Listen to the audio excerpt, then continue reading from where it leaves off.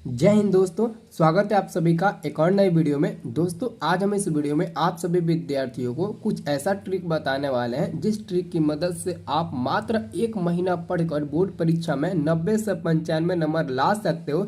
दोस्तों board exam में 80% 90% लाना कोई आम बात नहीं है। आप चाहो तो एक महीना 2 महीना में भी परसेंट ला सकते हो, लेकिन लास्ट आप लोग के लिए यही मौका है। अगर आप लोग 2023 में एग्जाम देने वाले हो और आपके पास मात्र एक महीना बचा हुआ है समय और आप सोच रहे हैं कि हमने अभी तक कुछ भी तैयारी नहीं किए हैं और ना ही हमने पिछले जो भी हम पढ़े हैं उसका रिवीजन भी नहीं कर पाए हैं, लेकिन फिर भी हमको कुछ अच्छा नंबर लाना है ताकि हमारा रिश्तेदार हमारा पड़ोसी हम पर न हंसे, तो आप लोग इस वीडियो को मात्र 5 मिनट के लिए ज़रूर देखिएगा। इस वीडियो से आपको कुछ मोटिवेट भी मिलेगा और कुछ अच्छा करने का ट्रिक भी मिलेगा और परीक्षा में कैसे लिखना है, कैसे क्या करना है, सब कुछ आपको जानकारी मिल जाएगा। तो मैं उम्मीद करूंगा कि आप मेरे उम्मीद पर पानी मत फेरिएगा, आप वीडियो को लास्ट तक जरूर देखिएगा, ठीक है। तो मैंने आप लोगों के लिए वीडियो बनाया कि बोर्ड परीक्षा अगर 2023 में देने वाले हैं और आपके पास मात्र एक महीना बचा हुआ है, तो एक महीना में आप 80%, 90%, 95% तक भी नंबर ला सकते हो। क्योंकि आप लोग अक्सर देखते हो कि टॉपर आ जाते हैं लड़के, जिला टॉपर आ जाते हैं, तो जो लड़के जिला टॉपर और स्टेट टॉपर आते हैं तो वो कैसे पढ़ाई करते हैं उन्हीं का कुछ ट्रिक हम आपको देने वाले हैं, ठीक है। देखिए, कुछ अच्छा करने के लिए जिंदगी सबको मौका देती है। कुछ अच्छा करने के लिए जिंदगी सबको मौका देती है। जो कर गया वो पा गया और जो ना कर सका वो सब कुछ खो गया। ये पूरा इतिहास गवाह है कि जिंदगी जो है ना वो सबको अच्छा काम करने के लिए, कुछ अच्छा करने के लिए मौका ज़रूर देती है, लेकिन उस मौके का जो फ़ायदा उठा लिया वही सिकंदर हो गया, ठीक है। लेकिन जो नहीं उठाया वो समझ लो उस वक्त सब कुछ खो बैठा, ठीक है। तो आप लोग इस बात पर आप लोग ज़रूर चर्चा करना, एक बार आप इसको पढ़कर अच्छे से चर्चा जरूर करना, ठीक है। अब देखिए, दुनिया में कोई भी काम नहीं है जो इम्पॉसिबल नहीं है। दुनिया में हर एक काम आपके लिए पॉसिबल है। दुनिया में हर एक काम आपके लिए पॉसिबल है। जैसे कि मैं कर सकता हूँ, ये पॉसिबल है। मैं नहीं कर सकता हूँ, ये इम्पॉसिबल है। खाली हाँ या ना का फर्क है। अब बताइए, हाँ या ना के फर्क की वजह से आप अपनी जिंदगी को कैसे बर्बाद कर सकते हो? बर्बाद नहीं ना कर सकते हो, बिल्कुल नहीं करना है। क्योंकि जिंदगी मिला है हमको तो कुछ अच्छा करके दिखाएंगे। मायूस मत हो बंदे, वजूद तेरा छोटा है, तू वो कर सकता है जो किसी ने सोचा नहीं। आप वो एक परिंदे हैं जो आप वो कर सकते हैं जो आज तक किसी ने सोचा नहीं होगा। आप लोग चिंता मत करिए, केवल आप अपने काम को पूरा करते रहिए। फल देने वाला तो ऊपर वाला बैठा ही है। फल देने वाला ऊपर वाला तो बैठा ही है। कृष्ण भगवान क्या कहते हैं कि आप अपने काम पर ध्यान दो, फल देना मेरा काम है। तो बच्चा लोग, आप लोग अपने काम पर ध्यान दो, फल देना ऊपर वाले की काम है, ठीक है। अब हम आपको कुछ इंपॉर्टेंट चीज़ें बताने वाले हैं जिसको आपको थोड़ा फॉलो करना है। फॉलो कर लीजिएगा, एक महीने में अच्छा कर जाइएगा, ठीक है।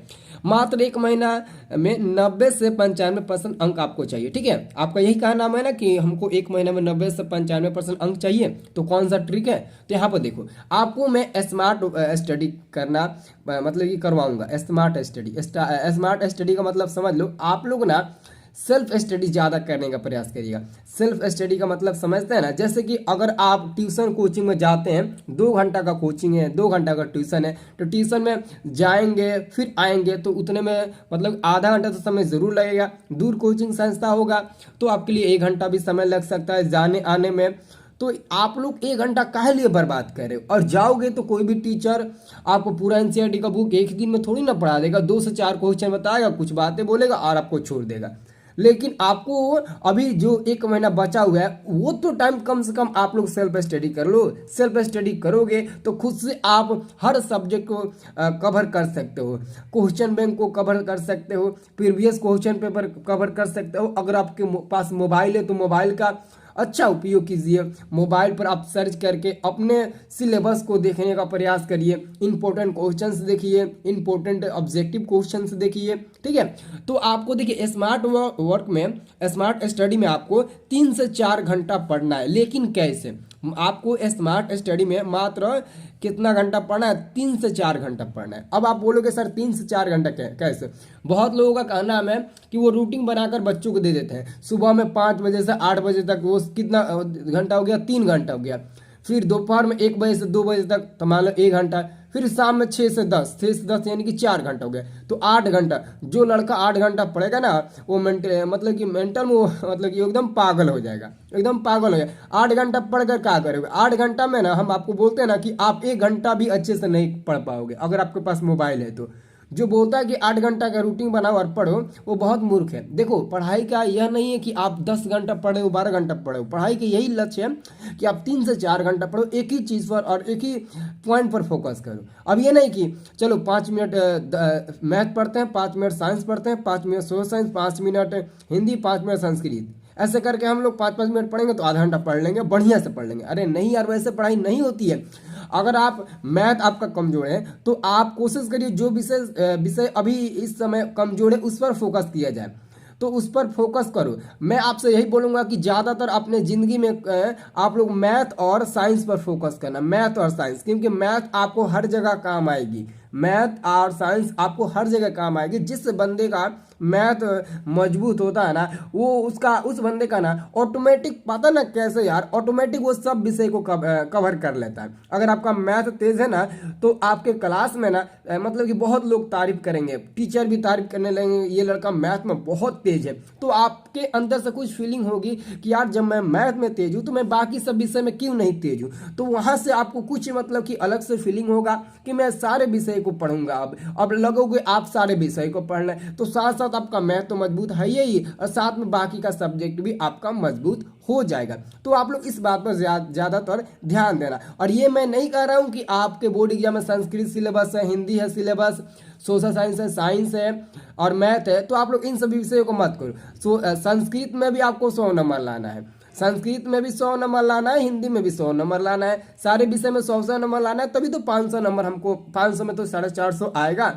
तो आपको सारे विषय को कवर करना है। अगर आप चाहो, अगर मतलब कि आज तक आप लोगों ने संस्कृत का बुक तक नहीं खोले हैं तो आप चाहो तो मात्र 10 दिन में पूरा संस्कृत पढ़कर आप पक्का पक हो जाओगे। यानी कि आप पूरे मतलब कि चांस आपका बन जाएगा कि हम 95 नंबर संस्कृत में ला सकते हैं। 100 में से 95 नंबर हम संस्कृत में ला सकते हैं अगर कोशिश करो तो, क्योंकि संस्कृत में कोई भारी चीज नहीं है। बहुत लड़के डरते हैं कि सर मेरा संस्कृत कमजोर है, मेरे को संस्कृत पढ़ने आती नहीं है। तो कम से कम यार एक बार प्रीवियस क्वेश्चन पेपर तो उठाकर देखो कि आखिर में संस्कृत के पेपर में क्या ऐसा पूछ दिया जो आपको पढ़ने नहीं आता है, जो आपको लिखने नहीं आता है। देखिए, मैदान में जाने से पहले जो बंदा बोल देता है कि मैं ये मैदान में जाता हूं तो मैं ये रेस नहीं जीत पाऊंगा, तो वो 50% वही वो बंदा हार जाता है। ठीक है, किसी भी 50% वही वो बंदा हार जाता है। अगर आपसे बोला जाए कि कल आपकी रेस होने वाली है, आप उस रेस में भाग लोगे और आप बोल दिया कि नहीं सर पता नहीं मैं उस रेस में जीत पाऊंगा या फिर नहीं, तो समझ लीजिए कि 50% आपका हौसला वहां पर टूट गया और 50% आपके जीतने की चांसेस खत्म हो गई। लेकिन आप डटे रहे, आप मैदान में उतरे और सबके सामने आपने रेस किया, तो वहां पर आपके 50% पहले से ही आपके पास है कि 50% चांसेस बनाए हम जीत सकते हैं। अगर नहीं जीते तो कम से कम सिर तो ऊंचा होगा, कम से कम यह तो मिलेगी कि जिंदगी में हमको कैसे जीतना है। कभी भी मैदान छोड़कर पीछे मत भागना। बहुत लोग कहते हैं कि सर मेरा एग्जाम के लिए तैयारी नहीं हुआ है, मैं इस बार एग्जाम नहीं दूंगा, अगले साल दूंगा। आज से ये भी यही बताइए आपको कि आप लोग इस बार एग्जाम नहीं दोगे, इसके अगले साल एग्जाम दोगे, इस बार तैयारी नहीं है, तो यार क्या फायदा है। आप कम से कम इस समय एग्जाम देने की तो कोशिश करो। फेल होगे तो अगले साल तो देना ही होगा, लेकिन एक बार तो कम से कम आप अपना कॉन्फिडेंस तो बना लो कि कैसे एग्जाम में बैठेंगे, कैसे क्या करेंगे। किस्मत साथ देगी तो आप बोर्ड एग्जाम में अच्छे पास भी हो जाओगे, क्योंकि बोर्ड एग्जाम में वैसे कॉपी चेक नहीं होती है जैसे आप सोच रहे हैं। कॉपी तो ऐसा चेक होती है, आंख मूंद कर टीचर लोग कॉपी चेक करते हैं। ठीक है, जो आपका ये मतलब कि एग्जाम है, ठीक है, आंख मूंद कर ये जो एग्जाम आपका होने वाला ना, इन सभी एग्जाम का आंख मूंद कर सभी टीचर्स कॉपी चेक करते हैं, क्योंकि उनको पैसा की लालच होती है। उन लोगों को एक कॉपी चेक करने के लिए 14 रुपये शायद मिलते हैं, तो उन लोगों को किसी न किसी तरह पैसा चाहिए।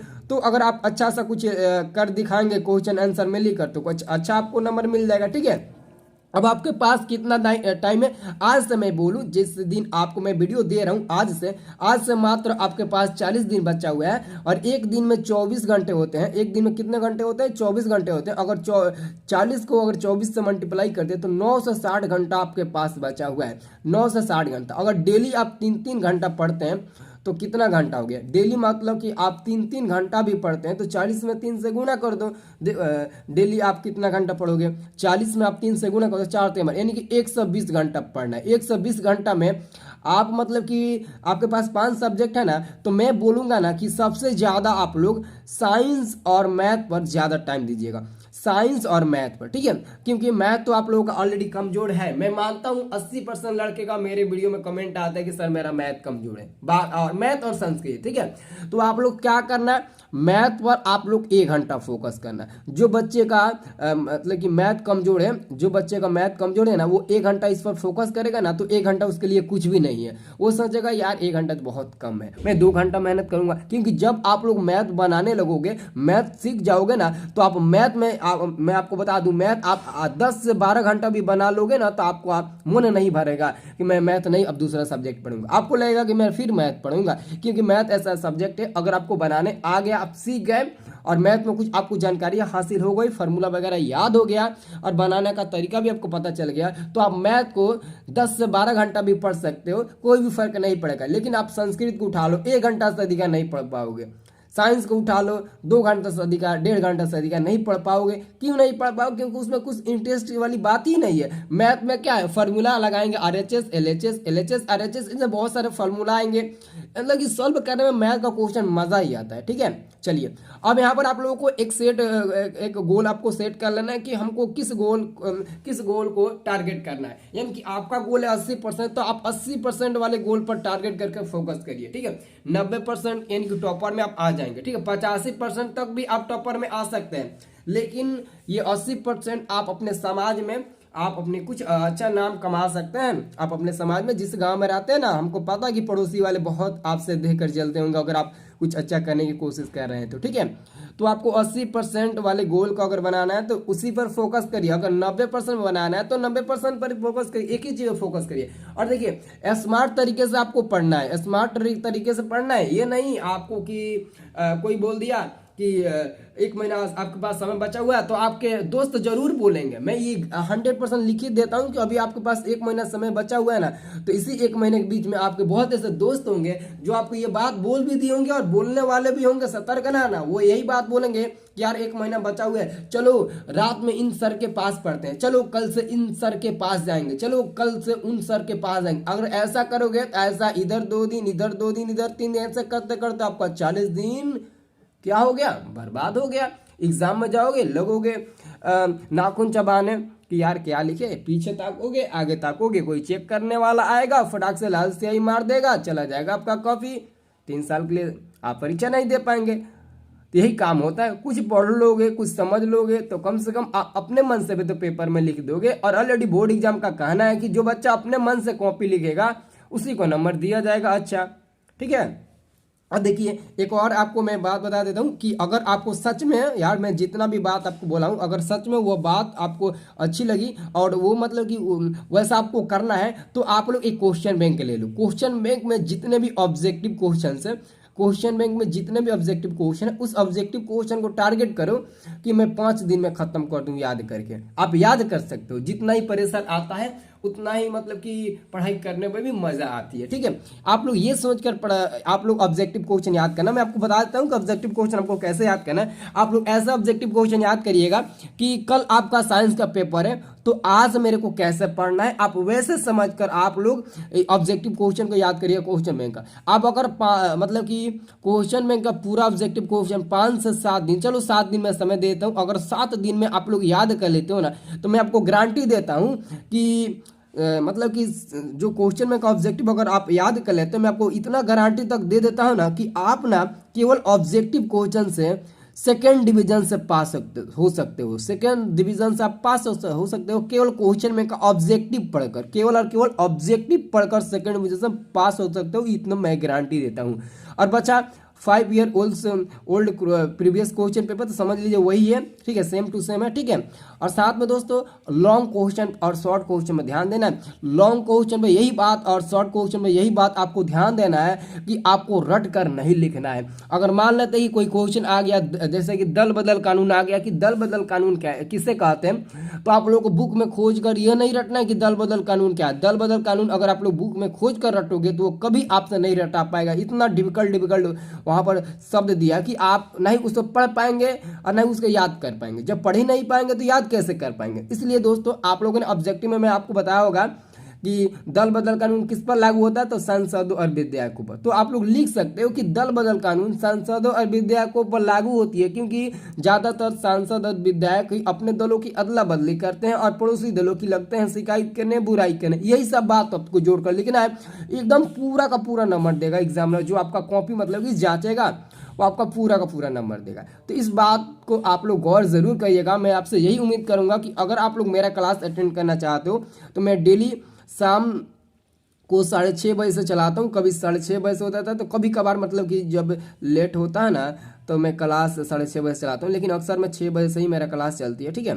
तो आप लोग क्या करना है, आप लोग वीडियो के डिस्क्रिप्शन में मैं व्हाट्सएप ग्रुप का लिंक दिया हूँ, आप लोग व्हाट्सएप ग्रुप जरूर ज्वाइन कर लीजिए। अगर आप व्हाट्सएप ग्रुप ज्वाइन कर लेंगे तो मैं ग्रुप के माध्यम से आप सभी को लाइव का लिंक भेजूंगा, लाइव क्लास का। आप लोग लाइव क्लास में जल्द से जल्द जुड़ जाइएगा, ठीक है। लिंक भेजूंगा तो जुड़ जाइएगा, आराम से आप लोग पढ़ लीजिएगा। 1 महीना है, पूरा मेहनत कराने का मैं कोशिश कर रहा हूँ, तो आप लोग जरूर आइएगा, ठीक है। और सब लोग चैनल को सब्सक्राइब कर लो। इस वीडियो को आप अपने सभी दोस्तों और आप सभी अपने व्हाट्सएप ग्रुपों में शेयर कर दीजिए। मेरे को पता है कि आप एक नहीं बल्कि 2-2 3-3 ग्रुप चलाते होंगे, तो आप लोग सभी व्हाट्सएप ग्रुप में इसको शेयर कर दीजिए।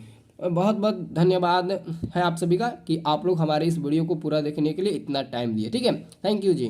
मिलते हैं अगले वाले वीडियो में, तब तक के लिए जय हिंद, जय भारत। एक अंगूठा दबाकर जरूर जाइएगा, ठीक है।